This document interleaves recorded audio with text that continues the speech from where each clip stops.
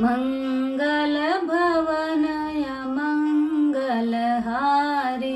द्रहु सो दशरथ अजर बिहारी दीन दयाल विरज संभारी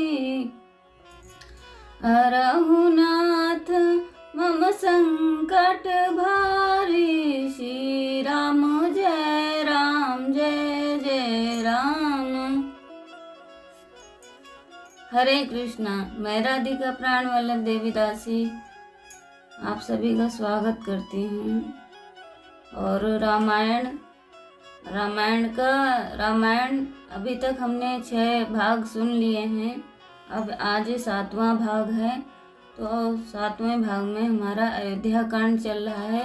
पीछे हमने सुना कि कैकेयी ने किस प्रकार अपने वचन मांगे और अपने वचन पर अड़ी रही, और वो राजा दशरथ को ये याद दिलाती है कि तुम्हारे ही कुल में राजा सगर के जो पुत्र थे असमंजस को कैसे निष्कासित कर दिया था और वन में रहने के लिए वन में चले गए थे। तो इसी प्रकार राम को भी निष्कासित करो और वो वन को जाएं। तो राजा दशरथ कहते हैं कि वो तो छोटे छोटे बच्चों को मार के पानी में फेंकता था, उसमें आनंद लेता था। राम ने तो ऐसा कुछ भी नहीं किया, तो वो अपनी जिद पे अड़ी रही। अब हम आगे देखते हैं। राम जी वन के लिए निकलने वाले हैं। हरे कृष्णा। जगत गुरु शिल प्रभुपाद की जय। अनंत कोटि वैष्णव भक्त वृंद की जय। गुरु महाराज की जय। श्री वाल्मीकि रामायण की जय। हरे कृष्णा। ठाकुर जी आगे दीजिए। राम ने हस्तक्षेप किया। मेरे प्रिय पिताश्री उदास न हो। मुझे जो राजकीय सुविधाएं आप देना चाहते हैं उसे कोई आवश्यकता नहीं। कैकेयी की दासियों को तुरंत मेरे लिए वृक्ष की छाल लाने के लिए दें। अब हमने यहाँ पर भी सुना था कि कैकेयी को बिल्कुल भी लज्जा नहीं आई। जैसे ही राम ने कहा कि अपनी दासियों कैकेयी को आज्ञा दो कि वो अपनी दासियों से कहे कि वृक्ष की छाल लेके आए जिसको मैं धारण कर सकूं, तो वो निर्लज कैकेयी क्या करती है, वो खुद ही लेके आ जाती है। छाल से निर्मित वस्त्र ले आई, कहती लो ये पहनो। तो किंतु अब हम आगे चलते हैं। किंतु कुछ घास एवं वृक्ष की छाल से बने वस्त्र को स्वीकार करके सीता अत्यंत असंतुष्ट हुई और उनके नेत्र अश्रुपूरित हो गए। जब वे धारण करने लगी तो वे फिसल जाते क्योंकि उन्हें ऐसे वस्त्र पहनने का अभ्यास नहीं था। तब राम ने सीता की रेशमी साड़ी के ऊपर से उस वृक्ष की छाल से निर्मित वस्त्र को लपेट दिया। यह सब वशिष्ठ के लिए असहनीय था। अश्रुपूर्ण नेत्रों के साथ उन्होंने राम को रोका एवं कैकेयी की भर्त्सना करते हुए बोले, अधम स्त्री, क्या तुम्हें दिखाई नहीं देता कि सभी राम का अनुसरण करने के लिए उद्यत हैं? वस्तुतः तुम देखना कि भरत एवं शत्रुघ्न भी उनका अनुसरण करेंगे। तुम्हें अकेले निर्जन राज्य का शासन करने के लिए छोड़ देंगे। कम से कम सीता को तो सुविधाजनक वस्त्र धारण करने की एवं किसी सवारी पर जाने की अनुमति दो।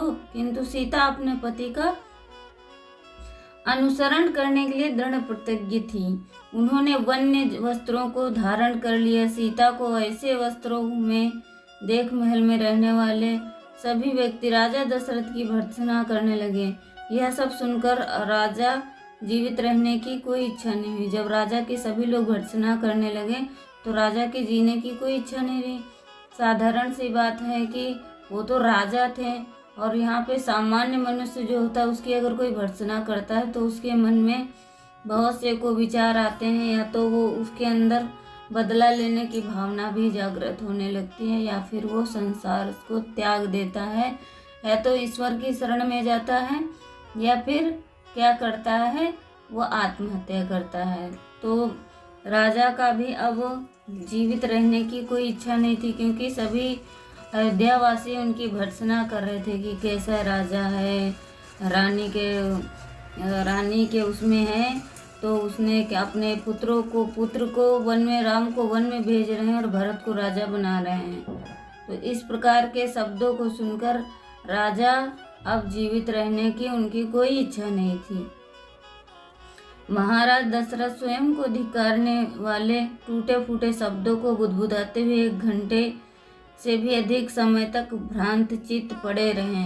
तत्पश्चात जब राजा थोड़ा शांत हुए तब उन्होंने सुमंत्र से कहा कि वह राम के वन जाने के लिए रथ ले आए। उस समय कौशल्या ने सीता को गले लगाकर उन्हें कुछ स्त्रियोचित परामर्श दिया। यह सर्वविदित है कि बुरा समय आने पर स्त्रियां अपने नेक एवं प्रिय पति का कभी परित्याग बुरा समय आने पर अपने नेक एवं प्रिय पति का भी परित्याग कर देती हैं। जो नेक स्त्री होती हैं वो बुरा समय आने पर अपने पति का परित्याग कर देती हैं। तो ये कौन कह रहा है? कौशल्या कह रही हैं और उनको स्त्रियोचित वाले परामर्श दे रही हैं। ऐसी स्त्रियां पूर्व स्नेह भूल जाती हैं और उन्हें कोई रोक नहीं सकता। कृतघ्नता के कारण ऐसी स्वार्थी स्त्रियां बुद्धि, उपहार या विवाह द्वारा मर्यादित नहीं होती।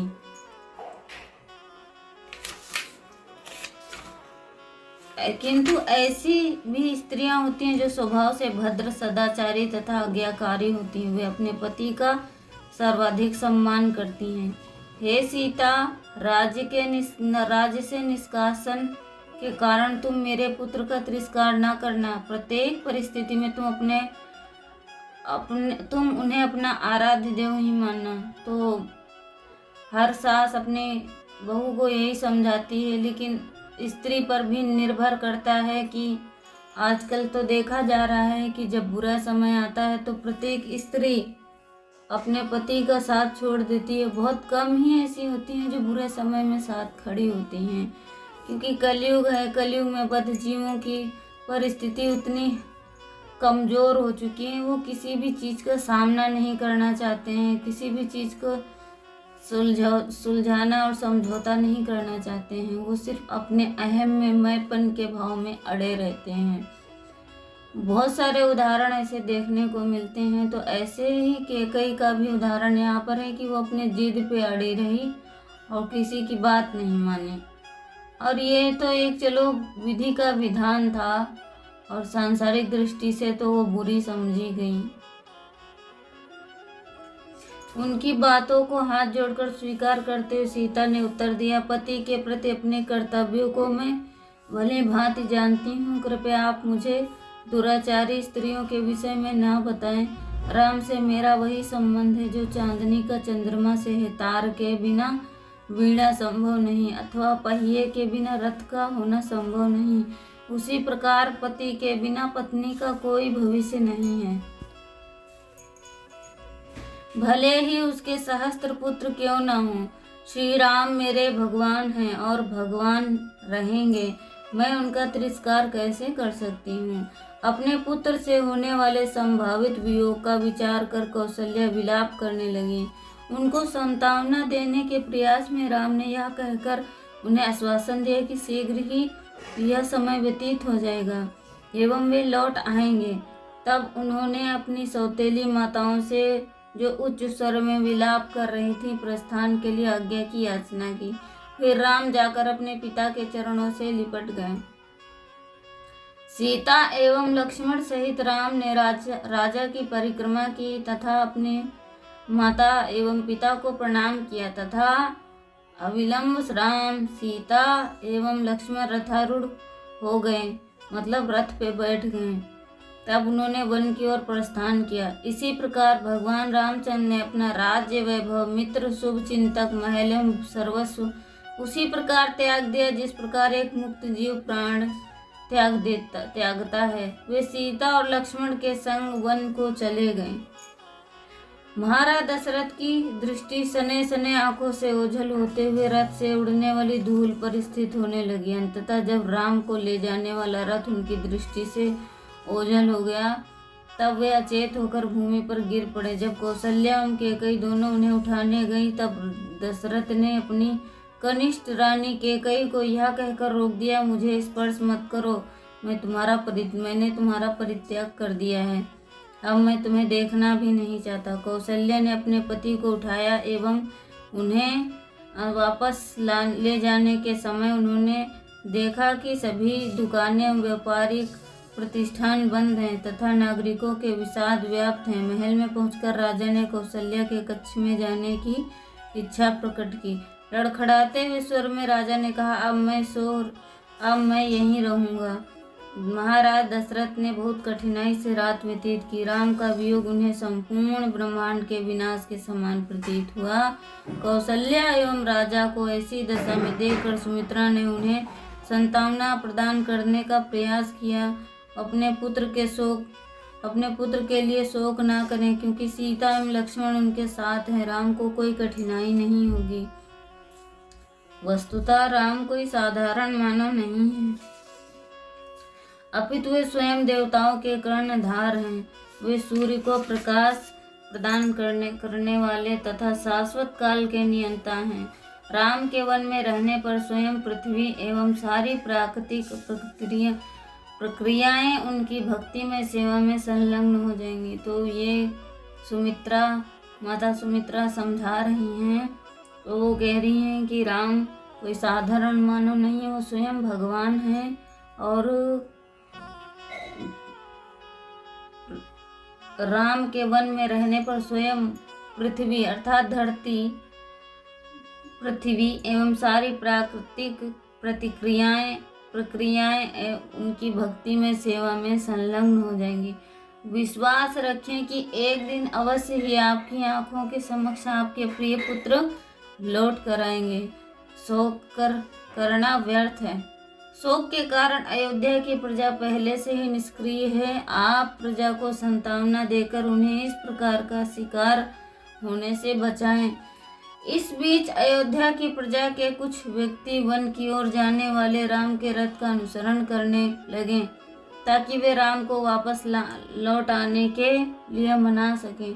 राम ने उनसे कहा, मैं अपनी प्रतिज्ञा भंग नहीं कर सकता। मैं चाहता हूँ कि आपके हृदय में मेरे प्रति जो प्रेम है वैसा ही प्रेम आप भरत के प्रति रखें। जाते हुए राम ने देखा कि कुछ ज्येष्ठ ब्राह्मणों को उनके रथ के साथ चल पाने में अत्यंत कठिनाई हो रही है।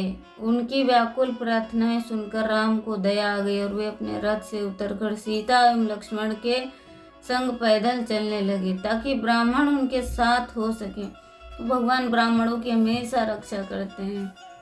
जब ब्राह्मणों को चलने में परेशानी हो रही थी तो भगवान राम ने क्या किया कि रथ से उतर गए और माता सीता और लक्ष्मण के साथ में उन ब्राह्मणों के साथ में पैदल ही चलने लगे। किंतु अब भी राम ने पीछे मुड़कर नहीं देखा, क्योंकि वे अपनी प्रतिज्ञा का पालन करने के लिए दृढ़ प्रतिज्ञ थे। इस प्रकार जब ब्राह्मण राम से लौट आने की निरंतर प्रार्थना कर रहे तो वे सभी तमस नदी के तट पर पहुंच गए। क्षितिज पर सूर्यास्त होने के पश्चात सुमंत्र एवं लक्ष्मण ने संध्या बेला में विश्राम करने हेतु एक स्थान का चयन किया। उन्होंने स्थान को स्वच्छ करके राम के लिए वृक्ष के पत्रों से शैया का निर्माण किया। सीता सहित राम वहां लेट गए तथा वे शीघ्र ही निद्रामग्न हो गए। निकट ही लक्ष्मण रात भर जागते रहे और सुमंत्र के साथ राम के गुणों की चर्चा करते रहे। अगले दिन प्रातः काल जब राम जागे तब उन्होंने देखा कि अयोध्या से आई प्रजा निकट ही निद्रा मग्न है। राम ने कहा, जरा देखो लक्ष्मण, प्रजा हमें कितना स्नेह करती है। मुझे अयोध्या वापस ले जाने के प्रयास में वे मेरा पीछा करने का अपना हठ नहीं छोड़ेंगे। उन्हें अपने घर परिवार की कोई सुध नहीं है। हमारी तरह उन्हें कैकेयी के श्राप का भार नहीं वहन करना चाहिए। अतः उनके जागने से पहले हमें यहाँ से प्रस्थान करना चाहिए। एक योजना का प्रस्ताव रखते हुए उन्होंने लक्ष्मण से कहा, सुमंत्र रथ की दिशा का इस प्रकार परिवर्तन करते रहें जिस प्रकार वे प्रजा दिग्भ्रमित हो जाए तथा हमारा पीछा करने में असमर्थ हो जाए। तमस नदी पार करने के पश्चात राम ने सुमंत्र को बताया कि रथ को एक निश्चित पथ पर केंद्रित रखें और साथ ही निरंतर दिशा परिवर्तन करते रहें, ताकि प्रजा को रथ का मार्ग ज्ञात न हो। फिर सुमंत्र लौट आए। तब सुमंत्र रथ को सीधा ले गए। शीघ्र ही लौटकर राम, लक्ष्मण एवं सीता को रथ पर बैठाकर सुमंत्र ने दूसरे मार्ग से वन की ओर प्रस्थान किया। जब अयोध्यावासी जागे तब उन्होंने अपने प्रिय स्वामी को सभी दिशाओं में खोजा।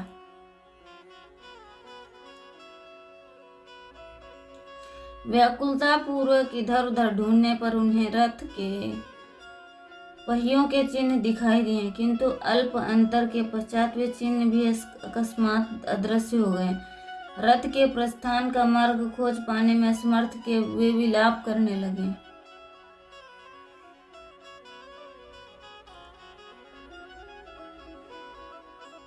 यहाँ पर हम देख सकते हैं कि प्रजा राम से कितना स्नेह करते हैं। तो अभी राम मंदिर में जब प्राण प्रतिष्ठा हुई तो कितने भाव विभोर थे, कितने सालों के परिश्रम के बाद में राम मंदिर का निर्माण हो पाया है।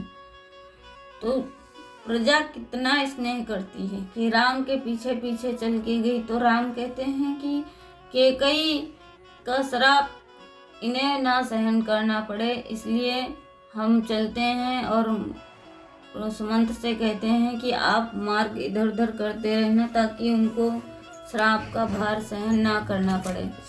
तो सुमंत्र भी ऐसे ही करते हैं और प्रजा देखती है तो वो विलाप करने लगी। वो ढूंढती है कि राम किधर गए, राम कहाँ हैं, क्योंकि वो राम के बिना रह ही नहीं सकते हैं।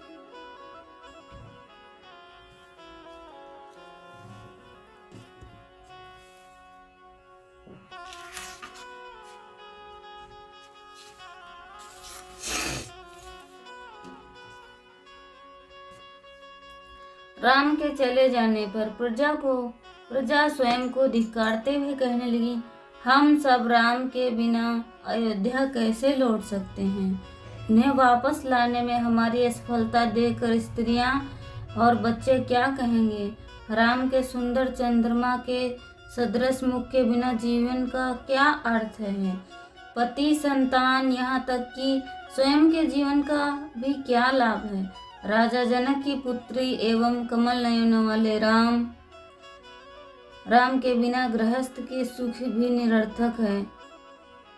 कोई अन्य उपाय न देखकर प्रजा अत्यंत उदास होकर अयोध्या की ओर लौट चली। जब घरों में स्त्रियों ने देखा कि पुरुष राम को लिए बिना ही आ गए हैं तब वे उनकी भर्त्सना करने लगी।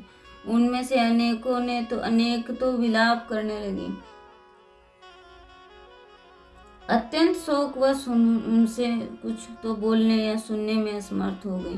तो इतना शोक था, इतना सब व्याकुल थे और वे अपने अपने पतियों की भर्त्सना करने लगी कि तुम राम को लेके क्यों नहीं आए। और वो पहले से ही सोच रहे थे कि अगर हम बिना राम को लिए जाएंगे तो स्त्रियां बच्चे क्या सोचेंगे, इसलिए सब रो रहे हैं। बहुत शोकाकुल उस समय है कि इतने सब शोक में डूबे हैं कि उन्हें अपने कुछ भी भान नहीं है। प्रत्येक अयोध्यावासी कैकई की निंदा करने लगा तथा उसके शासन में न रहने की शपथ लेने लगा। अयोध्या में जीवन ऐसे थम गया मानो कोई विशाल सागर जिसका जल सूख गया हो। ब्राह्मण अपने कार्य की अपेक्षा करने लग गए एवं व्यापारियों ने व्यापार छोड़ दिया। गृहस्थों ने भोजन पकाना त्याग दिया और पशुओं के मुख से चारा गिरने लगा मानो वे अचेत हो गए हों। गाय बछड़ों को दूध नहीं पिलाती थीं। माँ एवं माताएं अपने पुत्रों को अभिवादन करने में प्रसन्न का अनुभव नहीं करती थीं। आकाश में तारे भी निष्ठुर हो गए। दुख से त्रस्त अयोध्या का एक भी व्यक्ति ना तो कुछ खाता ना ही अमोद प्रमोद में संलग्न होता। वस्तुतः राम के वियोग में दुख मग्न सभी निर्जीव से प्रतीत हो रहे थे। जैसे जैसे राम अनेक क्षेत्रों, कस्बों एवं वनों से जाते तो वे यह सुनते कि प्रजा उन्हें राज्य से निष्कासित करने के कारण राजा दशरथ एवं कैकई की निंदा कर रही। अंततः राम वेद श्रुति एवं गोमती नदी पार करके श्याम दिक नदी के निकट पहुँचे जो कौशल राज्य की दक्षिणी सीमा थी। राम ने रथ से उतरकर तथा हाथ जोड़कर अपनी जन्मभूमि अयोध्या को छोड़ने से पहले उन्हें प्रणाम किया। वहाँ के अनेक स्थानीय व्यक्ति राम का पीछा करने लगे थे और जब वे वापस लौट जाने के लिए कहा तब वे वियोग के विचार में अक्षम होकर उच्च स्वर में विलाप करने लगे। अतः राम शीघ्रता पूर्वक जाने लगे, इस आशा में कि उनका शोक कुछ कम हो जाएगा। जब वे गंगा नदी पर पहुंचे तब राम ने सुमंत्र से रथ को नदी के तट पर स्थिर एक विशाल वृक्ष के नीचे रुकने के लिए कहा। उस क्षेत्र के राजा का नाम गुह्य था, जो जन्म से एक निषाद थे तथा राम के विशिष्ट मित्र थे। राम के आगमन का समाचार प्राप्त करते ही वे अपने मंत्रियों एवं संबंधियों सहित आनंद पूर्वक उनसे भेंट करने के लिए आए। निषाद परिवार में जन्म लेने तथा नीच जाति के होने पर भी राजा गुह्य में एक महान भक्त के सभी गुण थे। वे शांत, संयमी, नम्र, सहनशील एवं दानी थे। वास्तव में वे एक ब्राह्मण से श्रेष्ठ थे, क्योंकि वे भगवान के पूर्ण रूपेण शरणागत भक्त थे। ऐसा सोचना एक महान त्रुटि है कि मनुष्य की जाति उसके जन्म के आधार पर निर्धारित होती है। ऐसा सोचना एक महान त्रुटि है कि मनुष्य की जाति उसके जन्म के आधार पर निर्धारित होती है। वेदों का निष्कर्ष ऐसा नहीं है, अपितु जाति का निर्धारण गुणों के आधार पर किया जाता है। तो जाति का निर्धारण किस पर किया जाता है? गुणों के आधार पर। गुह्य को आते देख राम एवं लक्ष्मण उनका अभिवादन करने आगे बढ़े और निषाद राजा ने प्रेम से राम का आलिंगन किया। दोनों भाइयों को वन के अनुकूल वस्त्र धारण किए हुए देख दुखी गुह्य ने कहा, मेरे प्रिय राम, मेरा राज्य आपका है, अतः अयोध्या के समान आप यहाँ की प्रत्येक वस्तु का उपयोग करें। आपको अतिथि के रूप में मैं पाकर धन्य हो गया हूँ। गुह्य प्रचुर मात्रा में भोजन पदार्थ, कोमल शैयाएं एवं राम का राजोचित स्वागत करने हेतु सेवा की सामग्री आदि लेकर आए। राम यह सब देखकर प्रसन्न हुए और गुह्य का आलिंगन करते बोले, मैं हृदय से तुम्हारे द्वारा दी गई प्रत्येक वस्तु को स्वीकार करता हूँ, किंतु चूंकि मैंने केवल कुछ घास, वृक्ष की छाल एवं मृग चर्म से निर्मित वस्तुओं को धारण करने का तथा केवल फल व मूल ही खाने की प्रतिज्ञा की है, अतः इन उपहारों का उपयोग मैं नहीं कर सकता। अतः मेरे घोड़ों को खिलाने के लिए भोज्य पदार्थों के अतिरिक्त कुछ भी न ले जाओ, क्योंकि वे महाराज के दशरथ के प्रिय घोड़े हैं। तब गुह्य ने घोड़ों को भोजन करवाया। राम ने केवल थोड़ा सा जल पिया, क्योंकि उस दिन उन्होंने गंगा के सम्मान में उपवास रखा था।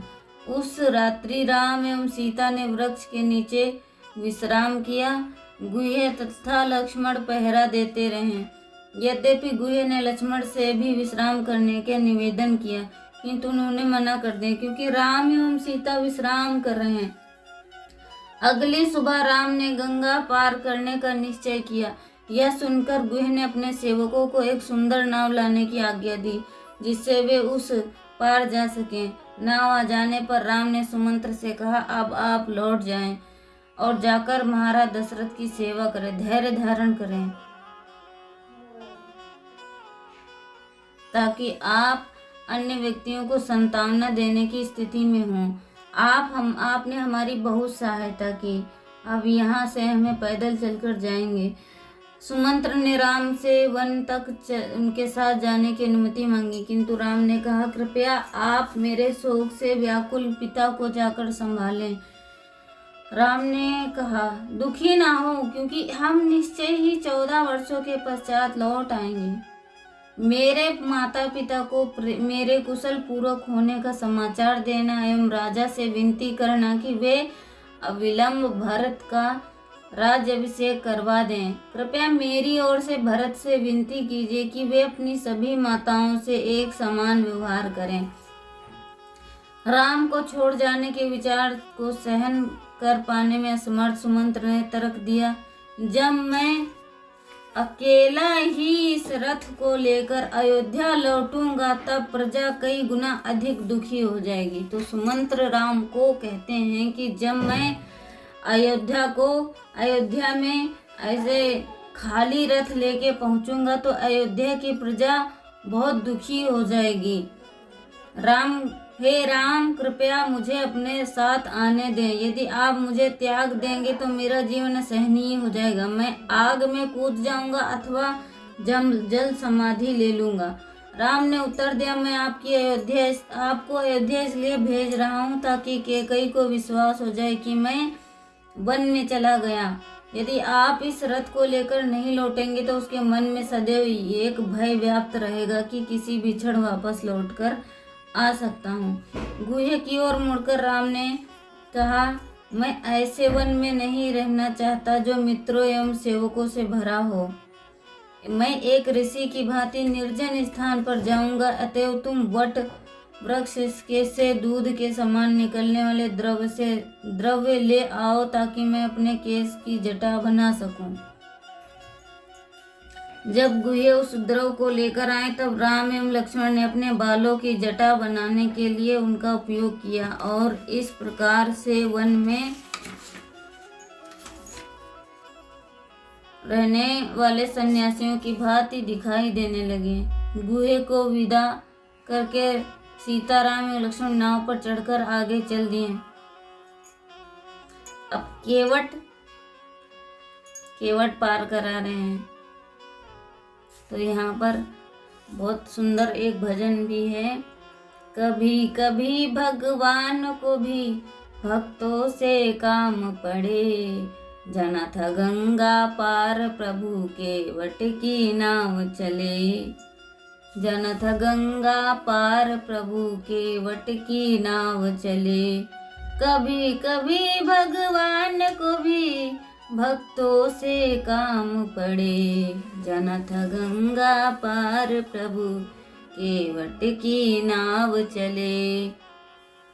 तब नाव नदी के मध्य में पहुंची। तब सीता ने माता गंगा से प्रार्थना की तथा सुरक्षित अयोध्या लौट जाने का वर मांगा। सुदूर तट पर जाने पर नौका से उतरकर तीनों ने आगे रथ यात्रा जारी रखी। तब राम ने लक्ष्मण से कहा कि वह आगे चलकर सावधानी पूर्वक सीता की सुरक्षा का ध्यान रखें। इस प्रकार से प्रथम पंक्ति में लक्ष्मण, मध्य में सीता एवं अंत में राम चले। रात्रि होने पर वे एक विशाल वृक्ष के नीचे ठहरे। राम एवं लक्ष्मण दोनों ही सीता की सुरक्षा हेतु सारी रात जागते रहे। उस रात जब वे वार्तालाप कर रहे थे तब राम ने पुनः लक्ष्मण से कहा कि वह अयोध्या लौटकर कैकेयी के उपद्रव से अपनी माताओं की सुरक्षा करें। राम अपनी दुखी माता का विचार करके भावुक हो उठे एवं उनका मुख आंसुओं से भीग गया। उन्हें सांत्वना देते हुए लक्ष्मण ने विश्वास दिलाया कि वे राम के बिना जीवित नहीं रह सकते। अंततः राम ने उन्हें भी साथ रहने की अनुमति दी। अगली सुबह राम, सीता एवं लक्ष्मण फिर चले। कुछ दूर जाने पर वे गंगा एवं यमुना नदी के संगम पर पहुँचे। वहाँ रहने वाले महान ऋषि भरद्वाज से भेंट करने की इच्छा से राम उनके आश्रम पहुँचे और बाहर खड़े होकर प्रवेश के लिए ऋषि की अनुमति की प्रतीक्षा करने लगे। शीघ्र ही ऋषि एक शिष्य राम का अभिवादन करने आया एवं उन्हें लेकर अंदर गया। राम ने भरद्वाज मुनि को ध्यान मग्न तथा शिष्यों से घिरे देखा। राम ने स्वयं का परिचय दिया एवं वन में आने से संबंधित घटनाओं का उल्लेख किया। तत्पश्चात भरद्वाज ने राम, सीता एवं लक्ष्मण का यथोचित स्वागत किया। भोजन के लिए फल एवं मूल से बने विभिन्न प्रकार के भोज्य पदार्थ अर्पण किए। ऋषि ने उनके निवास के लिए योग्य स्थान का प्रबंध किया। हे राम, मैं आपके आगमन की प्रतीक्षा तब से कर रहा हूँ जब से मैंने आपके निष्कासन का समाचार सुना। तो भरद्वाज मुनि कह रहे हैं कि हे राम, मैं आपकी प्रतीक्षा तब से कर रहा हूँ जब से मैंने आपके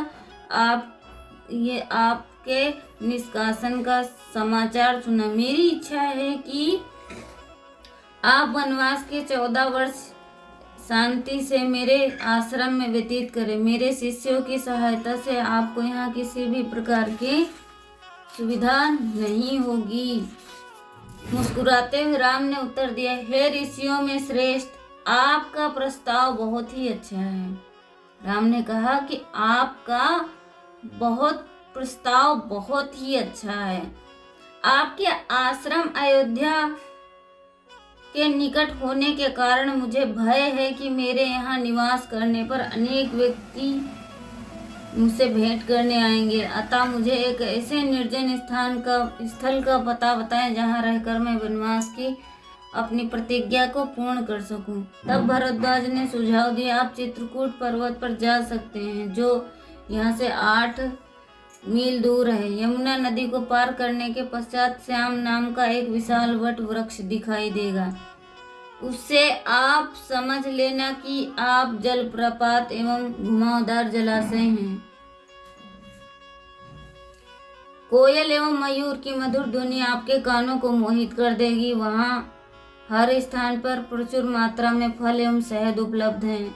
स्वर्ग से गंधमादन पर्वत के समान सत्वगुण में जीवन यापन करने हेतु वहाँ सर्वोत्तम स्थान है। भरद्वाज ऋषि के आश्रम में रात्रि व्यतीत करके राम, सीता एवं लक्ष्मण ने ऋषि से आज्ञा ली और वहां से चले गए। तत्पश्चात यमुना नदी के तट पर राम एवं लक्ष्मण ने बांस के लट्ठों से नदी पार करने के लिए नाव का निर्माण किया। नदी के मध्य में पहुंचकर सीता ने कालिंदी से प्रार्थना की। दूर तट पर पहुंचने के पश्चात शीघ्र ही उन्हें श्याम नाम का वट वृक्ष मिला। सीता ने उस पवित्र वृक्ष को प्रणाम किया एवं सकुशल अयोध्या वापसी के लिए प्रार्थना की। तब कुछ समय वहां ठहरकर राम, लक्ष्मण एवं सीता ने उन्हें रात यमुना नदी के तट पर व्यतीत की। अगली सुबह वे पुनः अपनी यात्रा पर निकले। वन से जाते उन्होंने जिन जिन पेड़ पौधों को देखा, सीता ने राम से उनके विषय में पूछा। चूंकि लक्ष्मण हाथ में धनुष लिए आगे आगे चल रहे थे, अतः राम प्रकृति के आश्चर्यों का वर्णन आनंद से कर रहे हैं।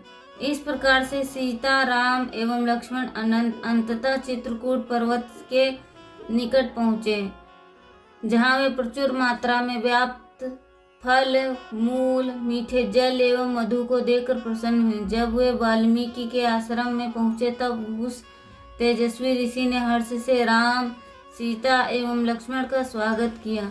वहां रहने के लिए आमंत्रित किए जाने पर राम ने लक्ष्मण को लकड़ियां लाकर एवं छोटी सी कुटिया बनाने की आज्ञा दी।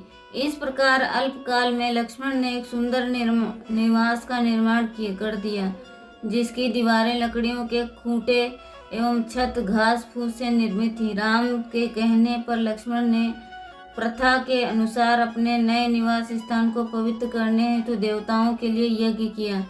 जब राम ने उस नई कुटिया में प्रवेश किया, तब वे राज्य से निष्कासन के कारण उत्पन्न हुए अपने विषाद को भूलकर अत्यंत प्रसन्न हो उठे। तो एक प्रथा है कि जब भी नया मकान बनता है तो उसमें हवन यज्ञ होता है, उसमें देवी देवताओं को भी आमंत्रित किया जाता है, देवी देवता प्रसन्न होते हैं। 2 दिनों के पश्चात पूर्व संध्या काल में सुमंत्र अयोध्या पहुंचे। उन्होंने देखा कि नगर बिल्कुल वीरान है, प्रत्येक व्यक्ति राम के वियोग में शोक से व्याकुल है। तत्पश्चात जब सुमंत्र के लौट कर आने का समाचार नगर में फैला, तब सहस्त्रों ने मार्ग में ही सुमंत्र को घेर लिया। अपने प्रिय स्वामी का समाचार सुनने की आशा में वे सुमंत्र के बोलने की प्रतीक्षा करने लगे, जिनकी जिज्ञासाओं के उत्तर में सुमंत्र ने कहा, कमल नयनों वाले श्री राम ने गंगा तट पर पहुंचकर मुझे वापस भेज दिया। उन्होंने मुझे अपने संग चलने की अनुमति नहीं दी। जब राम, लक्ष्मण एवं सीता के संग वन जाने हैं तो आगे की यात्रा पैदल ही करेंगे। यह सुनकर कि भगवान अब नहीं लौटेंगे, कुछ तो अचेत हो गए एवं अन्य विलाप करने लगे। तो जब पता चला कि भगवान अब नहीं आएंगे, तो कुछ तो वहां पे अचेत अर्थात बेहोश हो गए, कुछ बहुत जोर जोर से रोने लगे।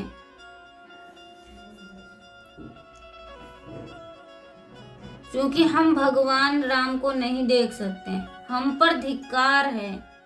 हाय, हमने उन्हें खो दिया, किंतु अब हम उनकी प्रेम भरी दृष्टि एवं मधुर वाणी को कदापि भूल नहीं सकते। हम उन्हें पुनः कब देख सकेंगे? जिस प्रकार एक पिता अपनी संतान का ध्यान रखता है, उसी प्रकार राम प्रजा के कल्याण का ध्यान रखते थे। यह स्मरण करके वहां की प्रजा शोक के कारण व्याकुल हो गई। तब दशरथ को देखने एवं भगवान का संदेश देने के लिए सुमंत्र राजभवन गए। सुमंत्र को राम के विषय में बोलते सुनकर राजा वियोग के विचार से अचेत हो गए। राजा की सहायता करने के प्रयास में कौशल्या भी मूर्छित हो गई। क्योंकि राजा दशरथ को ये था, उन्होंने कहा था कि आप कुछ देर मतलब 1-2 दिन वन में घुमाकर फिर रथ वापस ले आना। तो राजा दशरथ को यही लगा था कि राम लौट आएंगे, पर राम तो दृढ़ प्रतिज्ञ थे और समाज को भी तो संदेश देना था। इसलिए वो सुमंत्र से कहते हैं कि जाओ, आप वहाँ पे जाओ, अयोध्या जाओ और मेरे पिताजी को संभालो, और नहीं तो कैकेयी सोचेगी कि राम वन को गए ही नहीं है, इसलिए और भेज दिए, कहते जाओ।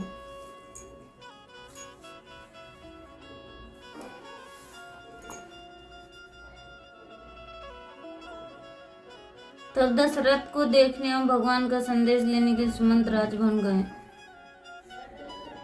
अब कौशल्या भी मूर्छित हो गई। इसके पहले ही सुमंत्र कुछ कहे, रानी ने कहा, आप शोक क्यों कर रहे हैं? आपने ही निष्ठुरता से अपने पुत्र को वन भेज दिया। आपने सत्य को अपने उस पुत्र से, जिसे कभी सत्य का निवास है, अधिक महत्व दिया। उठिए हे राजन, अन्यथा आपके अनुयायी आपके कार्यों की गंभीरता पर संदेह करने लगेंगे। यदि आप ऐसे ही शोक करते रहेंगे तो आपकी प्रजा भगवान राम के वियोग की अग्नि में जलकर नष्ट हो जाएगी। कौशल्या के कटु शब्दों के प्रहार से राजा पुनः चेतन हुए।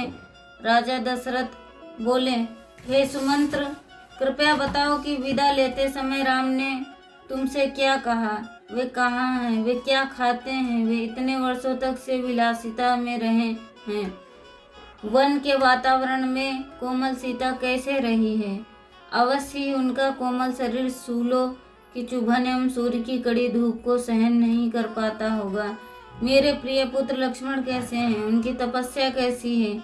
वे क्या खाते हैं? उन्होंने मुझे कोई संदेश भेजा है? वे हे सुमंत्र, मैं तुम्हारे उत्तर के बल पर ही जीवित रह सकता हूँ।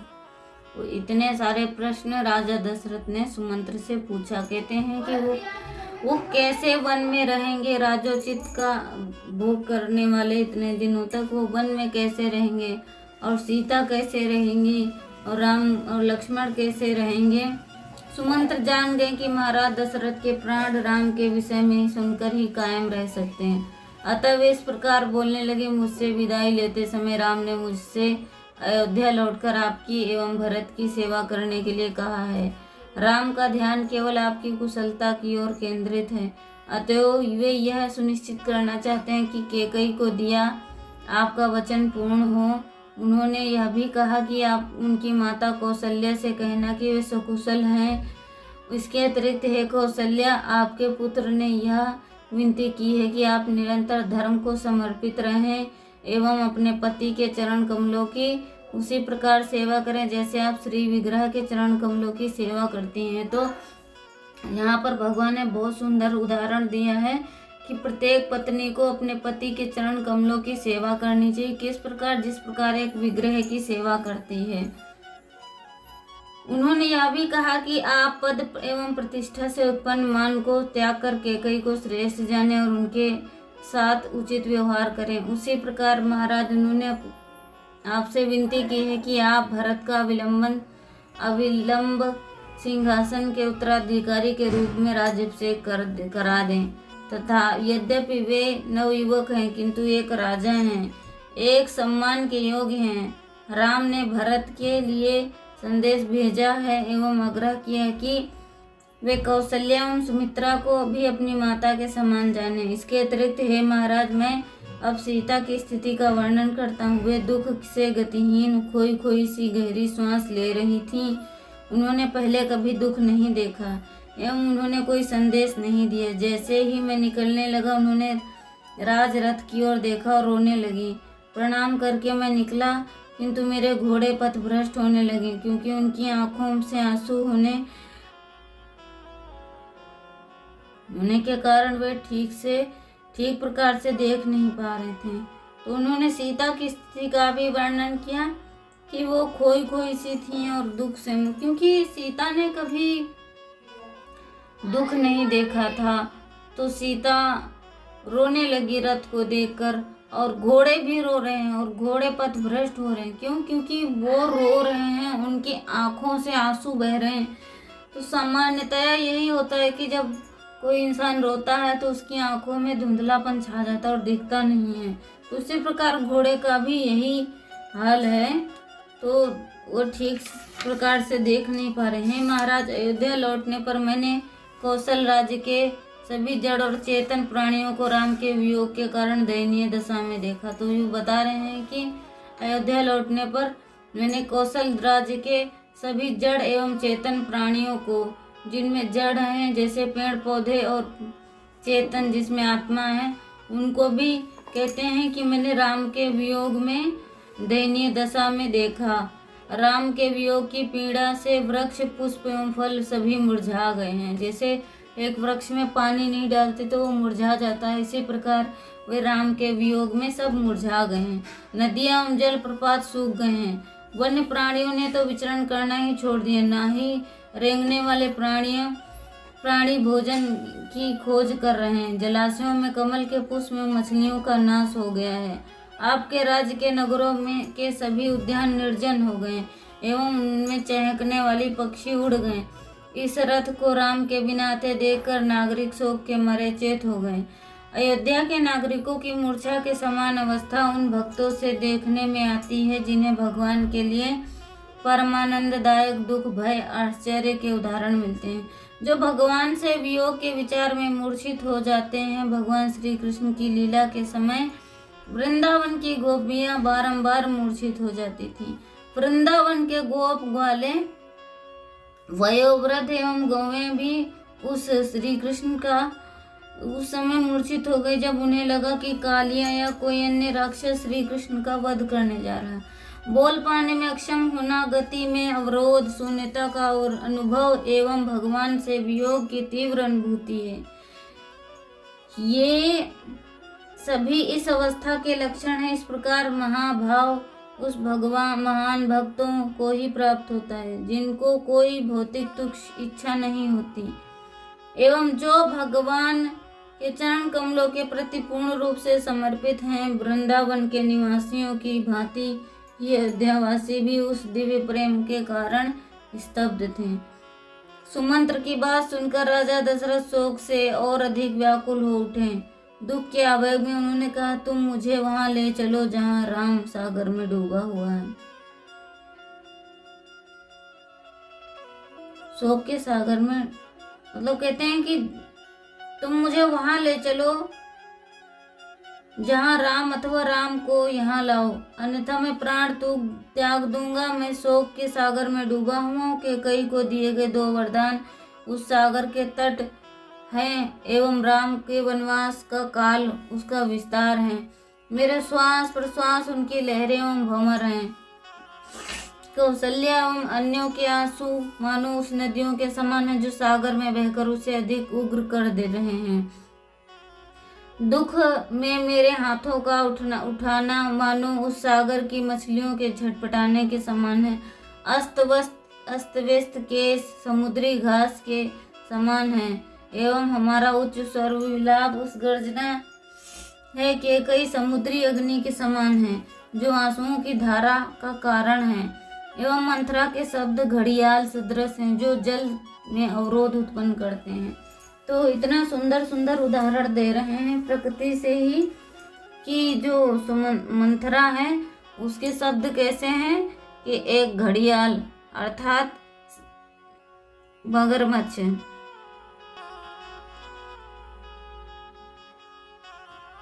अवरोध, जल में अवरोध उत्पन्न करते हैं। और कैकई है जो समुद्र अग्नि के समान है।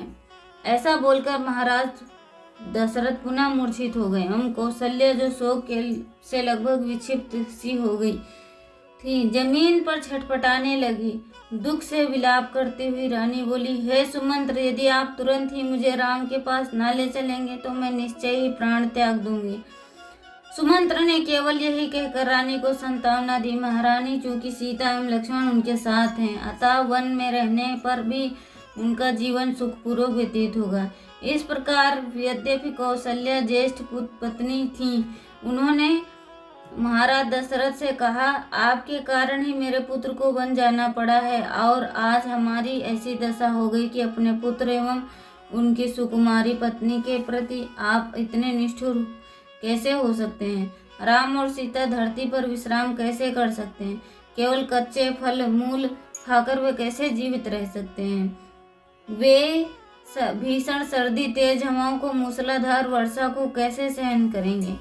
उन भयंकर वन्य प्राणियों में से वे अपनी रक्षा कैसे करेंगे जो वन में रात्रि को आहार की खोज में विचरण करते हैं?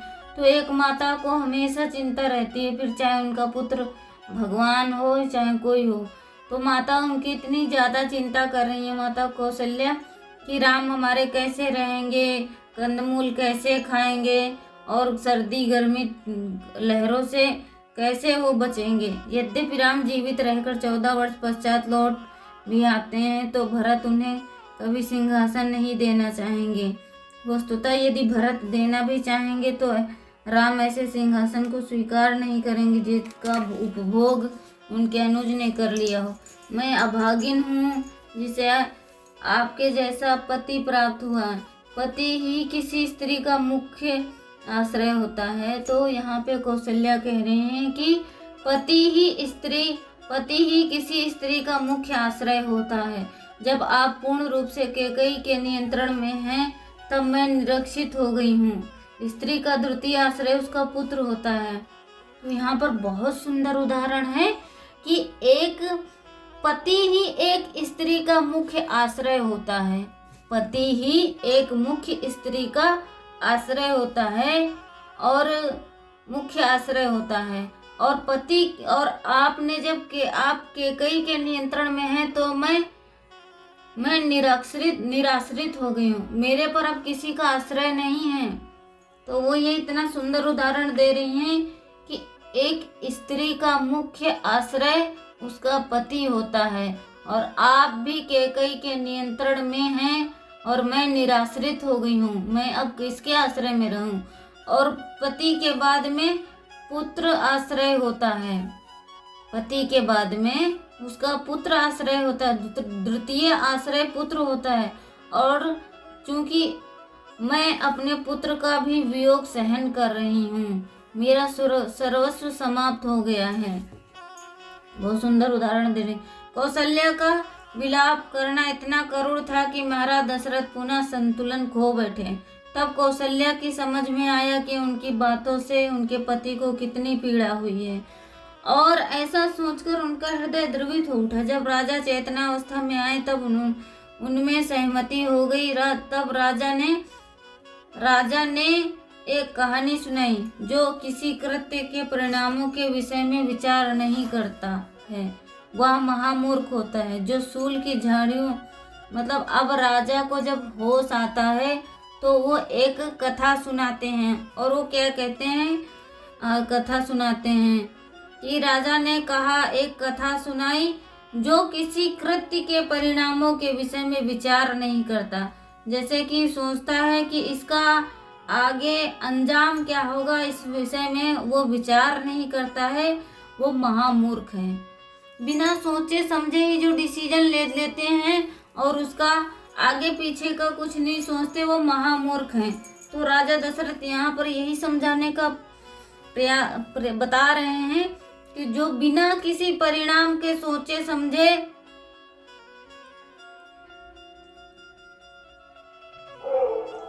विचार नहीं करता वह महामूर्ख है। जो सूल की झाड़ियां उगने के लिए आम के पेड़ काटे, जैसे जो सूल की झाड़ियां उगाने के लिए आम के पेड़ काटे, वह निसंदेह फसल काटने के समय पश्चाताप करता है।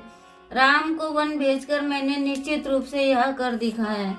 बहुत समय पहले जब मैं युवा राजकुमार था, तब मैंने केवल ध्वनि श्रवण के आधार पर ही बाण चलाकर किसी अदृश्य वस्तु को भेदने की कला सीखी थी। तो राजा दशरथ अब ये कथा बता रहे हैं कौशल्या को, सुमंत्र को और सुमित्रा को।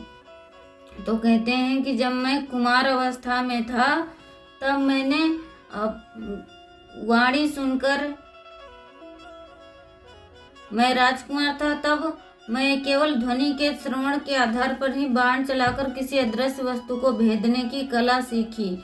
एक बार जब मैं रात्रि में सरयू नदी के तट पर शिकार कर रहा था, तब मैंने हाथी के पानी पीने के समान एक ध्वनि सुनी। मैंने उस दिशा में बाण चला दिया, किंतु उसके पश्चात मैंने एक तीव्र चीख भी सुनी, जो एक मनुष्य की आवाज थी। एक निर्दोष ऋषि होने पर भी इसने मुझे अपने बाण से क्रूरता भेद दिया। वह पीड़ा के फलस्वरूप निकला एक करुण स्वर। अतः मैं स्वर की दिशा में दौड़ा। वहां जाकर देखा कि एक युवा तपस्वी बालक मेरे बाण से घायल हुआ भूमि पर पड़ा है। अपने सामने मुझे देखकर उस बालक ने कहा, मेरे वृद्ध एवं आसक्त माता पिता के लिए जल के लिए मेरी प्रतीक्षा कर रहे हैं। आपने मुझे ही नहीं वरन उन्हें भी मार दिया। मेरी देख रेख के बिना वे जीवित नहीं रह सकते। कृपया जाकर उन्हें सूचित कीजिए कि आपने मुझे ऐसा बाण मारा कि मेरा जीवित रहना असंभव है, तथा जाने से पहले कृपया इस दर्दनाक बाण को निकाल दें। तो ये कह रहे हैं कि आपने मेरे को ही नहीं, मेरे माँ बाप को ही मार दिया, क्योंकि वो मेरे पे आश्रित हैं, और जाने से पहले ये बाण मेरे दर्द भरा बाण निकाल दें। महाराज दशरथ ने आगे कहा, मुझे बाण खींचकर निकालने में संकोच हो रहा था, क्योंकि मुझे भय था कि ऐसा करने से उस बालक का प्राणांत हो जाएगा। मुझे संकोच देखकर उस बालक ने मुझे आश्वस्त किया कि और कहा कि यह सोचकर कि आपके हाथों किसी ब्राह्मण का वध हो जाएगा। वो संकोच में थे, और उस बालक ने मुझे आश्वस्त किया कि और कहा, यह सोचकर कि आपके हाथों किसी ब्राह्मण का वध हो जाएगा। भयभीत होने की आवश्यकता नहीं है। मैं एक वैश्य पिता एवं माता का शूद्र माता से उत्पन्न हुआ हूँ। वैश्य पिता और शूद्र माता से उत्पन्न हुआ हूँ। यह सुनने के पश्चात मैंने बाण निकाला। ऐसा करते ही उस बालक ने अपने प्राण त्याग दिए। तब मैं जल का घड़ा भरकर शोक से बोझिल हृदय से उस बालक के माता पिता के आश्रम की ओर चला। वहां जाकर मैंने एक वृद्ध, दुर्बल एवं अंधे पति पत्नी को देखा। मेरा वहां आना जानकर उन्हें लगा कि मैं उनका पुत्र हूँ, और वे मुझे प्रेम भरे शब्दों से संबोधित करने लगे। यह सुनकर मुझे दुख हुआ, किंतु मैंने साहस जुटाकर उन्हें बता दिया कि कैसे अनजाने में मेरे हाथों से उनके पुत्र का वध हो गया। मैं आपका पुत्र नहीं हूँ, मैंने बताया। मैं दशरथ नाम का एक क्षत्रिय हूँ। आपके द्वारा जल भरने की आवाज़ सुनकर मुझे लगा कि कोई हाथी पानी पी रहा है। अज्ञानतावश मैंने बाण चला दिया, जिससे आपका पुत्र मारा गया। कृपया आप बताएं कि मैं आपके पाप का प्रायश्चित कैसे करूं। तो राजा दशरथ कह रहे हैं कि कृपया आप मुझे बताएं कि मैं अपने पापों का प्रायश्चित कैसे करूं। क्योंकि दशरथ एक विद्वान मनुष्य थे, उन्हें ज्ञात था कि इस पाप के फल से वह मुक्त नहीं हो सकते। अतः उन्होंने प्रायश्चित करने का उचित उपाय जानना चाहा। शास्त्रों के अनुसार प्रत्येक बुद्धिमान व्यक्ति को अगले जन्म के कष्टों से मुक्ति पाने के लिए मृत्यु से पूर्व अपने पापों का प्रायश्चित कर लेना चाहिए। प्रत्येक बुद्धिमान मनुष्य को अपने पूर्व जन्म के, जो मतलब आने वाला जन्म है, बुद्धिमान मनुष्य को अगले जन्म के कष्टों से, मतलब आने वाला जो जन्म है उस कष्टों से मुक्ति पाने के लिए उस मृत्यु से पूर्व अपने पापों का प्रायश्चित कर लेना चाहिए। जो भी उसने पाप किए हैं वो उसका प्रायश्चित करें। तो बहुत सुंदर उदाहरण यहाँ पे प्रभुपाद जी ने लिखा है कि एक बुद्धिमान मनुष्य को क्या चाहिए कि उसको अपने आने वाला जो जन्म होगा उससे अपने कष्टों से मुक्ति पाने के लिए अपने पापों का प्रायश्चित करना चाहिए। प्रत्येक अपराध की क्षतिपूर्ति उसकी गंभीरता के अनुसार कर देनी चाहिए। यद्यपि वर्तमान समय में अनेक व्यक्ति अगले जीवन के अस्तित्व पर संदेह करते हैं। कर्म का दृढ़ नियम है कि क्रिया और प्रतिक्रिया और दो कोई भी उससे मुक्त नहीं हो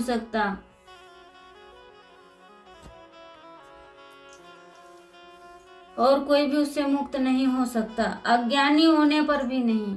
अगर किसी को पता है कि इस प्रकार मुक्ति हो सकती है तो उसको प्रायश्चित करना चाहिए, फिर चाहे वो अज्ञानी ही क्यों ना हो। उनको ज्ञात था कि वो क्षत्रिय वंश के हैं और उस शास्त्रों के अनुसार वो कहते थे कि मुझे अब बताएं कि मैं प्रायश्चित कैसे करूं, प्रायश्चित करना चाहता हूं। तो यहाँ पर बहुत सुंदर उदाहरण है कि प्रत्येक बुद्धिमान व्यक्ति को अगले जन्म के कष्टों से मुक्ति पाने के लिए मृत्यु से पूर्व, मतलब जैसे कि हमारा जो अगला आने वाला जन्म है उससे मुक्ति पाने के लिए क्या करना चाहिए कि उसका प्रायश्चित करना चाहिए, प्रायश्चित कर लेना चाहिए। प्रत्येक अपराध की क्षतिपूर्ति उसकी गंभीरता के अनुसार कर देनी चाहिए। जो भी अपराध हुए हैं उसकी क्षतिपूर्ति उसकी गंभीरता के अनुसार कर देनी चाहिए। यद्यपि वर्तमान समय में अनेक व्यक्ति अगले जन्म के अस्तित्व पर संदेह करते हैं। कर्म का दृढ़ नियम है, क्रिया और प्रतिक्रिया और कोई अन्य भी उससे मुक्त नहीं हो सकता। अज्ञानी होने पर भी नहीं। जब वे जीव भगवान या प्रकृति के नियमों को भंग करते हैं तब उन्हें उसका फल भुगतना पड़ता है।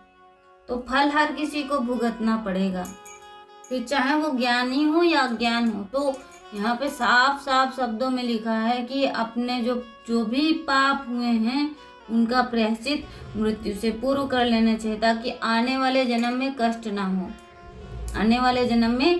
ना हो, इसलिए प्रायश्चित करना चाहिए। और कुछ मनुष्य हैं, बहुत सारे मनुष्य हैं कि अगले जन्म के विषय में संदेह करते हैं, अस्तित्व संदेह करते हैं। तो भगवान और यहाँ पे यही भी कहा जा रहा था कि अज्ञानी होने पर भी नहीं। जब भी जीव भगवान या प्रकृति के नियमों को भंग करते हैं तब उन्हें उसका फल भुगतना पड़ता है। तो बहुत सुंदर उदाहरण है, यहाँ पे बहुत ज्यादा सुंदर उदाहरण है कि जब भी जीव भगवान या प्रकृति के नियमों को भंग करते हैं तब उन्हें उसका फल भुगतना पड़ता है। निरंतर निम्नतर योनियों में जन्म लेकर अथवा नरक में जाकर इन सब से मुक्ति पाने के लिए दशरथ ने तुरंत ही अपने पापों को निष्फल करना चाहा। मेरी बात सुनकर उस वृद्ध ऋषि ने उत्तर दिया, चूंकि स्वेच्छा से आपने स्वीकार किया है कि आपके पाप आपके द्वारा हुआ है, अतः मैं आपको शाप नहीं दूंगा। यदि मैं ऐसा करूं तो आपकी मृत्यु तुरंत ही हो जाएगी, क्योंकि आपने अज्ञानतावश मेरे पुत्र का वध किया है, अतः आपको जीवन दान मिल जाएगा। अब मुझे मेरे पुत्र के निकट ले चलें। मैं उस वृद्ध जोड़े को वहां ले गया जहां उनके पुत्र का पार्थिव शरीर पड़ा था और वे उसका आलिंगन करके करुण विलाप करने लगे। तब उन्होंने जैसे ही अपने पुत्र की आत्मा के लिए जल अर्पण किया, राजा इंद्र ने अपने दिव्य रथ में बैठे हुए उस स्थान पर प्रकट हुए। वृद्ध माता पिता को पुत्र की ही भांति स्वर्ग प्राप्ति का आश्वासन देकर इंद्र उस बालक को उसके दिव्य स्वरूप में स्वर्ग ले गए। उस वृद्ध सन्यासी ने मुझे शाप दिया, जिस प्रकार मैं अपने पुत्र की मृत्यु पर शोक कर रहा हूँ, इसी प्रकार तुमको अपने पुत्र के वियोग पर शोक होगा। तब उस वृद्ध ऋषि एवं उसकी पत्नी ने मुझे पत्नी ने अपने पुत्र की चिता में जलकर अपने प्राण त्याग दिए एवं स्वर्गलोक को चले गए। तो उनको श्राप मिला था राजा दशरथ को, मेरे प्रिय कौशल्या, आज मैं अपने उसी घृणित पाप का फल भोग रहा हूँ। तो देखो, फल का अपने अपने द्वारा किए गए पापों का फल इसी जन्म में भुगतना पड़ता है, और अगर नहीं प्रायश्चित करते हैं तो अन्य जन्म में भी मिलता है।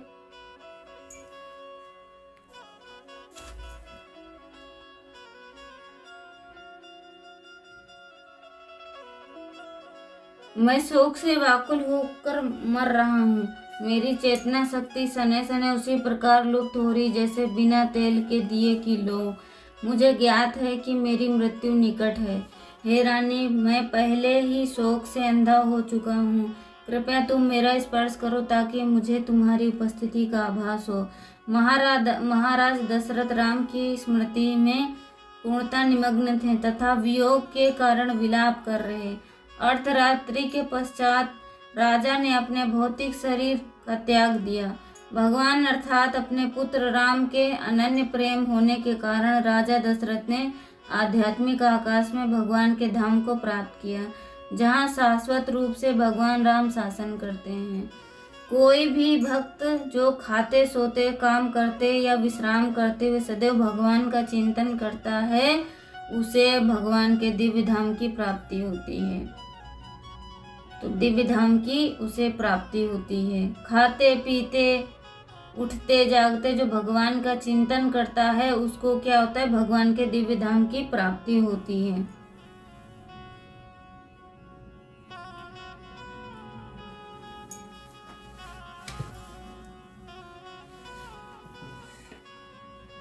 यद्यपि राजा दशरथ को अपने किए गए अपराध का फल भोगना पड़ा, किंतु उन्हें अपने इच्छित लक्ष्य की प्राप्ति हुई, भगवान राम के साथ सनातन संबंध की प्राप्ति। अगली सुबह जब भाट राजा को जगाने आए, तब उनके द्वार पर उनके सेवकगण हाथ जोड़े खड़े थे, किंतु जब उनकी दासियां उनके कक्ष में गईं, तब पाया कि उनके शरीर में जीवन के कोई लक्षण नहीं। वे स्त्रियां भय से विलाप करती हुई बाहर आईं और कौशल्या सुमित्रा के पास जाकर उन्हें जगाया। जब दोनों रानियों ने देखा कि राजा की मृत्यु हो गई है, तब वे शोक से मूर्छित हो गईं, भूमि पर गिर गईं। उनके विलाप करने की आवाज सुनकर कैकेयी भी आई। जब उसे ज्ञात हुआ कि राजा की मृत्यु हो गई, तब वह करुण विलाप करने लगी। कौशल्या ने स्नेह से अपने मृत पति के सिर पर स्पर्श करते हुए कड़े स्वर में कैकेयी से कहा, मैं राजा की चिता पर चढ़ जाऊंगी ताकि मैं वहीं जाकर रह सकूं जहां वे सोए हैं। तुम्हारे जैसी एक पापी स्त्री ही पति के बिना जीवित रह सकती हैं। मंत्रीगण आकर कौशल्या को एक अलग स्थान पर ले गए एवं उन्हें शांत कराने का यथासंभव प्रयास करने लगे। तत्पश्चात उन्होंने राजा दशरथ के पार्थिव शरीर को तेल के कुंड में रखा, क्योंकि अंतिम संस्कार पुत्र की उपस्थिति में ही किया जा सकता है। शासक के बिना अयोध्या की प्रजा विषादग्रस्त हो गई। रात भर कोई भी सो नहीं पाया। मार्ग में एकत्रित होकर सभी कैकेयी की सार्वजनिक भर्त्सना करके अपने रोष का प्रदर्शन करने लगे। अगली सुबह अयोध्या के श्रेष्ठ ब्राह्मण राजसभा में पहुंचे और मंत्रियों से निवेदन किया, उसी दिन राजा के किसी एक पुत्र को सिंहासन सौंप दिया जाए। वशिष्ठ, वामदेव, मार्कंडेय, काश्यप, गौतम एवं अन्य ऋषियों को संबोधित करते हुए ब्राह्मणों ने कहा, राजा के बिना देश का कोई भविष्य नहीं। ऐसे स्थान पर दुर्जन एवं चोर स्थिति का लाभ उठाते हैं तथा नियमों का उल्लंघन होता है। शासक के बिना राज्य के प्रभुत्व समाप्त हो जाते हैं। पुत्र पिता की आज्ञा का पालन नहीं करते दान लुप्त हो जाता है एवं धार्मिक कार्यों में ह्रास होता है, क्योंकि प्रजा एक दूसरे का अहित करना करती है। ऋषियों ने उत्तर दिया, आपका कहना उचित है। विश्व के लिए हितकर अहितकर कार्यों के मध्य भेद का निर्धारण राजा ही करता है।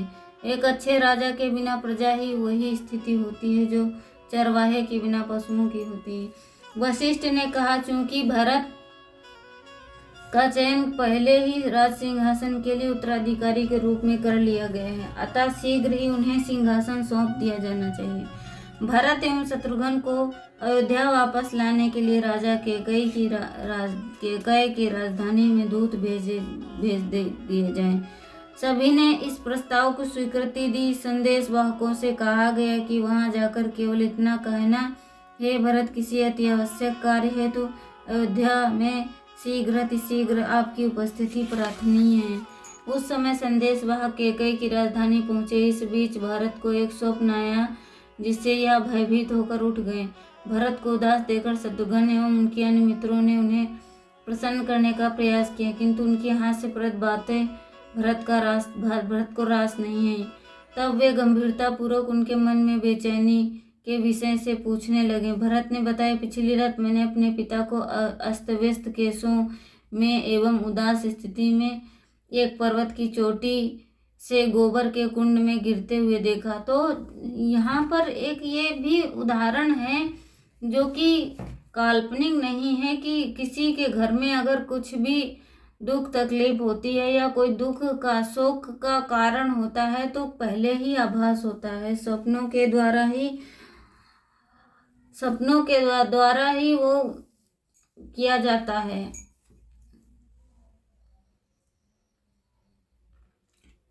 तो भरत को पहले ही सपना आया कि उनके पिता के केस अस्त व्यस्त हैं और एक गोबर के कुंड में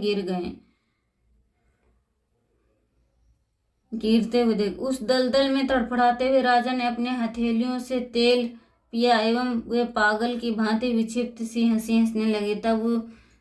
जब तेल अनेक शरीर में फैल गया तब राजा उसमें पकाया हुआ चावल खाने लगे। अकस्मात दृश्य परिवर्तित हो गया और मैंने देखा कि सागर सूख गया और चंद्रमा पृथ्वी पर गिर गया। चारों ओर अंधेरा होने लगा, कारण राक्षस पृथ्वी का विचरण करने लगे तथा अग्नि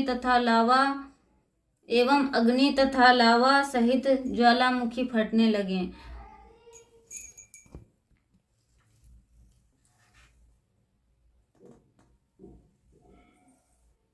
काली युवतियां राजा को सताने लगीं।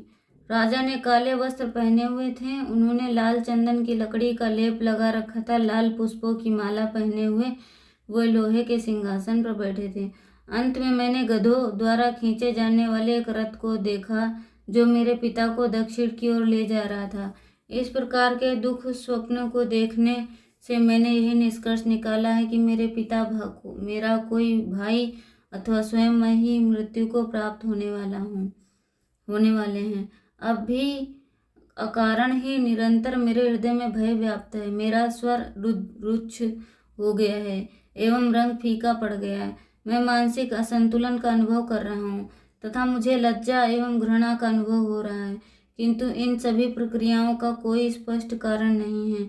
वस्तुतः ज्यों ज्यों मैं विचार करता हूँ त्यों त्यों यह विश्वास होता जा रहा है कि यह स्वप्न किसी आसन्न आपत्ति का संकेत है। जब महाराज भरत बोल रहे थे तभी अयोध्या के से संदेश वाहक उनके कक्ष में प्रविष्ट हुआ। प्रणाम करके उसने संदेश दिया, हे राजकुमार, मंत्रियों एवं वशिष्ठ ने आपको अयोध्या बुलवाया है। इस समय वहां आपकी उपस्थिति अत्यंत आवश्यक है। जब भरत ने अपने पिता का कुशल क्षेम पूछा तब उन्होंने बताया कि सब कुशल मंगल है। अविलंब प्रस्थान की तीव्र इच्छा से वे उठे तथा अपने नाना एवं मामा से अनुमति मांगी। जाते समय महाराज अश्वपति ने भरत को अपने बहुमूल्य उपहार दिए, किंतु वशिष्ठ के अत्यंत आवश्यक संदेश के कारण उन्होंने उस और कोई ध्यान नहीं दिया। इसके अतिरिक्त सपने में हुआ पूर्वाभास भी उन्हें चिंतित कर रहा था। भरत शत्रुघ्न को लेकर रथ पर चढ़े और उन्होंने सुरक्षा के लिए भेजी गई सेना सहित शीघ्र ही प्रस्थान कर दिया। अनेक क्षेत्रों में से होते हुए अपनी यात्रा के 7वें दिन वे अयोध्या की सीमा पर पहुंचे। भरत को दूर से ही आभास हो गया कि नगर में सामान्यतया व्याप्त रहने वाले खुशहाल वातावरण नहीं था। जब भरत राजधानी पहुंचे तब वहां उन्होंने प्रत्येक व्यक्ति को शोक संतप्त देखा। भरत ने तब अपने मन को रहस्य सारथी के समक्ष प्रकट किया कि अब सब संकेत तो मेरे पिता के निधन के अग्रिम सूचक हैं। संपूर्ण अयोध्या नगरी उजाड़ दिखाई दे रही है, क्योंकि अयोध्या वासियों ने काम बंद कर दिया था, अतः नगर गंदा एवं निर्जन दिखाई देने लगा था। आंखों से आंसू लिए भरत ने अपने पिता के महल में प्रवेश किया। पिता को उनके कक्ष में न पाकर वह अपनी माता के पास गए। जैसे ही उन्होंने कक्ष में प्रवेश किया, कैकेयी अनेक दिवस के पश्चात अपने पुत्र को देखकर अत्यंत हर्षित हो गई। जैसे ही भरत अपनी माता का चरण स्पर्श करने नीचे झुके, कैकेयी ने स्नेहवश उन्हें उठाकर उनका सिर अपनी गोद में रख लिया। कैकेयी ने अपने पिता एवं उनके राज्य का कुशल क्षेम पूछा। भरत ने उत्तर दिया कि सब कुशल हैं। तब भरत ने कहा, मैं शीघ्र लौटकर आया हूँ, क्योंकि वशिष्ठ मुनि ने मुझे बुलवाया है। पिताश्री कैसे हैं? वे अपने कक्ष में क्यों नहीं हैं? कैकेयी ने शांतिपूर्वक उत्तर दिया, मेरे पुत्र महाराज दशरथ अब नहीं रहे। यह सुनते ही शोकवश भरत भूमि पर गिर गए और उच्च स्वर से विलाप करने लगे। कैकेयी उन्हें यह कहकर सांत्वना देने लगी कि प्रिय भरत, तुम दुख से इस प्रकार व्याकुल मत हो। पुण्यात्मा एवं ज्ञानी पुरुष अपना संतुलन बनाए रखते हैं, अतः तुम ऐसे विलाप ना करो। भरत ने अपनी माता से पिता की मृत्यु का कारण जानना चाहा और उन्होंने पूछा कि क्या वे मेरे लिए कोई संदेश छोड़ गए हैं। तब उन्होंने विनती की, कृपया राम के पास किसी को भेजकर तुरंत ही उन्हें मेरे आगमन की सूचना प्रेषित करें, मानो कोई शुभ समाचार दे रही हो। कैकेयी ने निसंकोच उत्तर दिया, राम ने कौशल राज्य छोड़ दिया है, क्योंकि उन्हें वन जाने की आज्ञा दी गई है। अब वे वृक्ष की छाल पहनकर अब रहते हैं।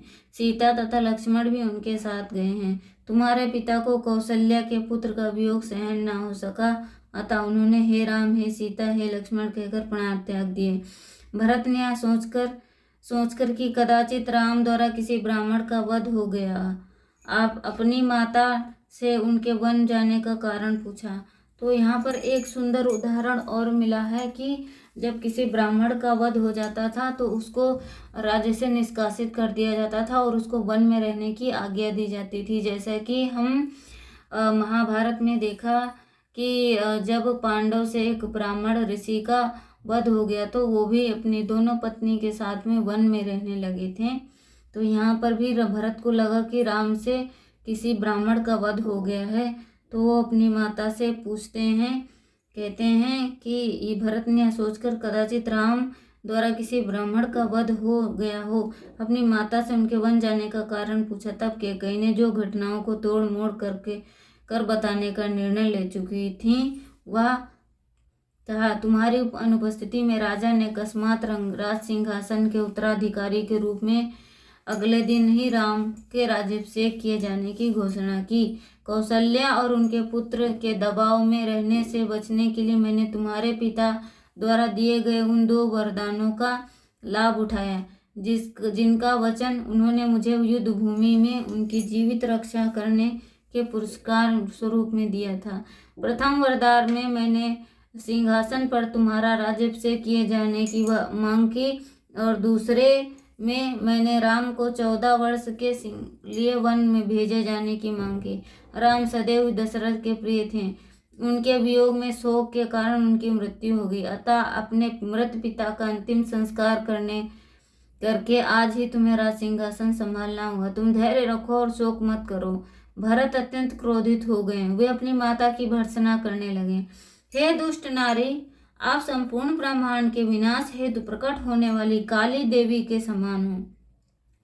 आपने मेरे पिता का वध कर दिया है एवं उन राम को निकाल दिया है जो मुझे मेरे प्राणों से भी अधिक प्रिय हैं।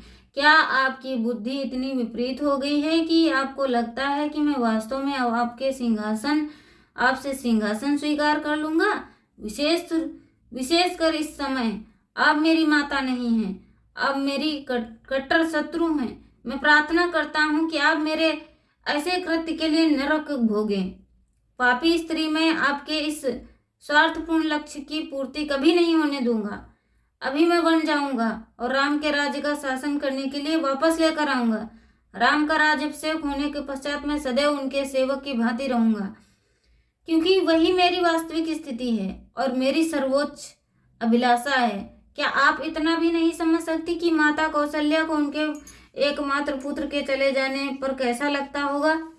तो यहाँ पर एक ये भी उदाहरण दिया गया है कि एक जो भक्त होता है वो भक्त को सिर्फ भगवान से मतलब होता है, ना तो उसको किसी आर्थिक लोभ लालच में पड़ना चाहिए, और वो पड़ता भी नहीं है। वो सिर्फ अपने भगवान की सेवा में डटा रहता, अड़ा रहता है, उसको सुख दुख से कोई प्रभाव नहीं पड़ता।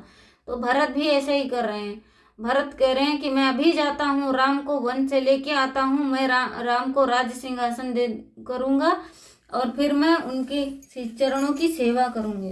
तो हमें भी यही यहाँ पर सीखना चाहिए कि हमें ना भगवान की सेवा के अतिरिक्त अन्य किसी की सेवा नहीं करनी चाहिए, भगवान की ही सेवा करनी चाहिए। हमेशा भगवान के ही अधीन होकर रहना चाहिए, अन्य किसी के अधीन नहीं। जब व्यक्ति अन्य के अधीन जाता है तभी वो दुख भोगता है, जब वो अन्य किसी के समीप जाता है। तो भरत अपनी माँ पे बहुत क्रोधित हो रहे हैं और कहते हैं कि कौशल्या को उनके एकमात्र पुत्र के चले जाने पर कैसा लगता होगा। क्या आप इतनी निष्ठुर हो गई हैं? एक बार सुरभि नामक दिव्य कामधेनु ने अपने 2 बैल पुत्रों को अचेत अवस्था में भूमि पर गिरे हुए देखा। दोनों बैल एक निष्ठुर किसान के लिए दिन भर कड़ी धूप में खेत जोत रहे थे। जब सुरभि ने उनकी दयनीय दशा देखी तब उनको आंखों से आंसू गिर गए। उनकी आंखों से आंसू गिरकर इंद्र के ललाट पर गिरे। दुखी सुरभि को देखकर इंद्र ने उनसे दुख का कारण पूछा। सुरभि का उत्तर सुनकर इंद्र ने कहा, एक माता के लिए उसके पुत्र से अधिक प्रिय दुनिया में कोई अन्य नहीं हो सकता। तो एक माता जो होती है उसके पुत्रों के समान कोई प्रिय है ही नहीं।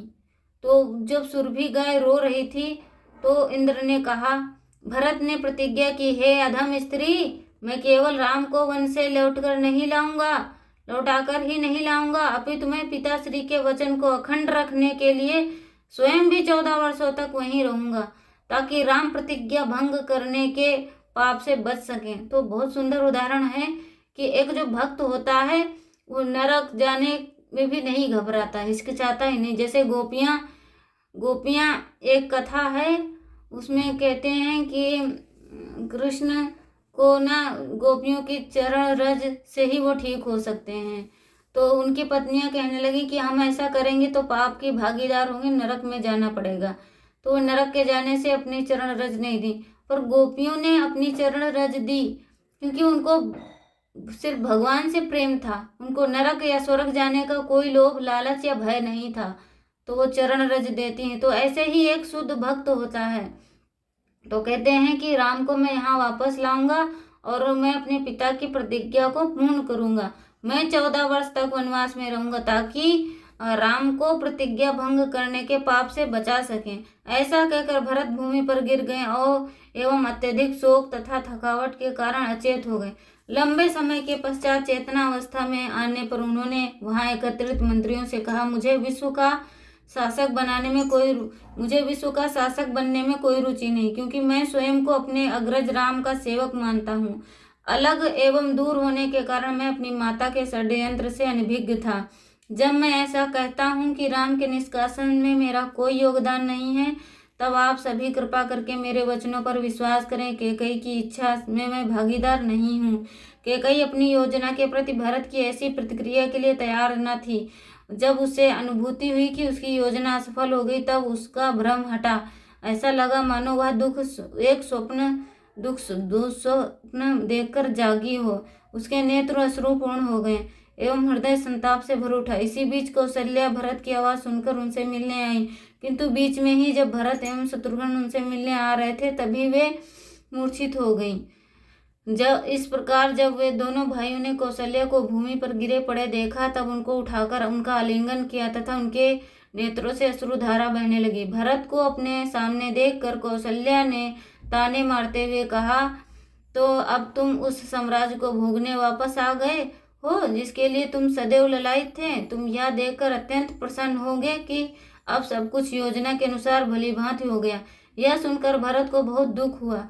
कुछ समय तक उन्होंने कोई उत्तर नहीं दिया। तब शांत होकर हाथ जोड़े हुए वे कौशल्या के चरणों में गिर गए और बोले, आदरणीय माता, श्री राम को वन भेजने में मेरा योगदान नहीं है। मुझे कैकई के क्रियाकलापों के विषय में तनिक भी ज्ञान नहीं था। आपको निश्चित रूप से ज्ञात है कि मैं राम के से कितना प्रेम करता हूँ। क्या आप देख नहीं सकती कि मैं राम के बन जाने एवं पिताश्री के निधन में कितना दुखी हूँ। आपको मेरे निर्दोष होने का आश्वासन दिलाने के लिए मैं शपथ लेकर कहता हूँ कि जिसने भी राम को वन भेजे जाने की अधम योजना बनाने में सहायता की है वह वही फल भोगे जो किसी को भी राजा, गाय, स्त्री, शिशु एवं किसी वृद्ध की हत्या किए जाने के कारण भोगना पड़ता है। उसे मदिरा पान, स्त्रियों की संगति, मांस भक्षण एवं जुआ खेलने की लत लगे, देवता समान मनुष्य उसे त्याग दें और एवं संतानहीन रहे, उसे वही दंड मिले जो घर जलाने का अपराध करने वाले को, विश्वासघाती मित्र को तथा अन्य अन्यायपूर्ण मध्यस्थता करने वाले को मिलता है। उसे वह पाप लगे जो किसी प्यासे को पानी नहीं देने से मिलता है और गर्भ धारण कर हेतु आई पत्नी का त्याग करने से मिलता है। हे माता, राम ही मेरे जीवन एवं मेरे अस्तित्व हैं, वही मेरी आत्मा है और उनकी सेवा के प्रति समर्पण के अतिरिक्त मेरा कोई अन्य उद्देश्य नहीं है। हरे कृष्णा कृष्णा कृष्णा हरे हरे, हरे राम राम राम हरे हरे। जगत गुरु श्रील प्रभुपाद की जय। अनंत कोटि वैष्णव भक्त वृंद की जय। वांछाय कुलतुभ्यश्च कृपा सिंधु भयो च पतितानां पावनेभ्यो वैष्णवभ्यो नमो नमः। अब हमारा अगला पाठ कल आएगा। बहुत सुंदर उदाहरण इसमें हमने सीखा है कि हमें भगवान के अलावा अन्य किसी वस्तुओं में लोभ लालच नहीं करना चाहिए। हरे कृष्णा। गुरु महाराज की जय। जगत गुरु श्रील प्रभुपाद की जय। सभी वैष्णव भक्त वृंद की जय। हरे कृष्णा कृष्णा कृष्णा हरे हरे, हरे राम राम राम हरे हरे।